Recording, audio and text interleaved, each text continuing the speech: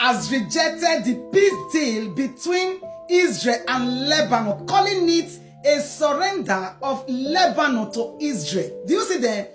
Because Lebanon has decided to join Israel to fight a common enemy, which is Iran and Hezbollah, because even though the Lebanon people are under threat from this very Hezbollah, which is the process of Iran. Iran is like controlling Lebanon. Do you remember the other time when during this war, Lebanon asked the ambassador of Iran to leave Lebanon, but they refused to leave. They said they are not leaving, and Lebanon could not do anything to stop it because they are so afraid of Hezbollah, which is the process of Iran, that are living in their country, that are also their country people, that are also terrorizing them. Now they have been able to find a way to make peace with Israel, thinking of how do we solve this common problem, because we too we are under threat from these very people that are wanting to take over the government in Lebanon. Now Israel and Lebanon has come into agreement to disarm Hezbollah. Hezbollah said lie.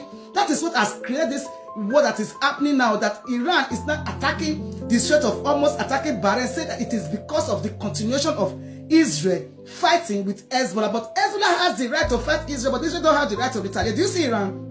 But the problem is that if Iran thinks they have this strength to carry airstrike on a neighboring country like Bahrain, that they just carry airstrike today, why can't they attack Israel? Now a lot of Hezbollah militants are already trapped under the tunnel. They know. That is why they are so confused, so frustrated, and so desperate to carry out this strike, because they know that a lot of Hezbollah terrorists has been trapped under the tunnel by Israeli government. Israeli military, the IDF, made it announced yesterday that they have trapped a lot of Hezbollah terrorists under the tunnel. They closed the both sides, closing the both sides, making them not to be able to come outside. So they are telling them to surrender or they will be killed inside the tunnel. But we are still here to hear a news from them. So that is why they are so desperate, they are so angry, they are so frustrated. They don't even know what to do. There is no way you can stop Israel from carrying Israel. Even America cannot stop. Nobody can stop Israel, because why?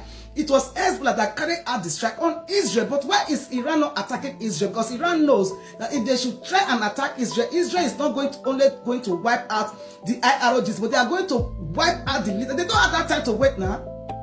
You think Israel has that time to come and be negotiating with who now? They will wipe out the leaders. Now they go to their target. And those leaders are so afraid that is why they are not asking Iran to attack Israel. They're supposed to look. You said Israel is attacking Hezbollah and you want Israel to stop. Instead of you carry a fight to the Gulf nations in Bahrain, and you carry a strike to also in the Strait of Hormuz. Why can't you just use that missiles and strike it towards Israel? And let's see the repercussion now. If anybody can be able to stop Israel from retaliating to Iran, if Iran can be able to withstand Israel anymore, that is how I will know if they still really have that strength, that power they had before the war. I want to know it during this very period, that they will carry out the strike on Israel. But before we continue, let's listen to this breaking news from the Speaker of Israel in the United Nations speaking to Fox News. Let's listen to it. Let's bring in Israel's ambassador to the United Nations, Danny Danan. Israel ambassador to the United Nations. Great to have you on the program on this breaking news. Thank you for having me. I want to ask you about this new ceasefire agreement between Israel and Lebanon. It's a major breakthrough here. Part of what we're hearing about it is that Hezbollah is supposed to disarm. And obviously Hezbollah has come out, the leader, saying that they're rejecting this part of the agreement. First of all, can you confirm that that is part of the deal, and how is that going to happen? Absolutely. It is a historic agreement. It's a framework that hopefully will lead us to a full peace agreement with Lebanon. We hear the statements coming from Beirut. We welcome them. And I think it's bad news for Hezbollah. It's bad news for Iran, because this agreement is based on the idea that we, the Israelis, we have no motivation to stay in southern Lebanon. We want to move back to Israel, but for that to happen, we need the Lebanese army to deploy and to assume those positions. So it will be a gradual process, and at the end of this process, hopefully, if the implementation will be successful, we will not see Hezbollah next to our border. That is the most crucial point for us. So how are you confident that Hezbollah won't continue attacking Israel? I agree with you. The implementation is everything here. The framework is very in the details, and I want to thank Secretary Rubio, President Trump, and the American teams for hosting the negotiations. But now everything is about the implementation. So we're gonna gradually, pick few locations that Israel will pull out in the next few days, and the Lebanese army will step in. It will be challenging for them, but it is about time that Lebanon will be under one government, under the control of one military. There is no place for Hezbollah in Lebanon. At all. There is no place for Iran in Lebanon. That's why they put those statements. I'm sure they are not happy to see that we are actually moving forward to normalization with Lebanon. Okay.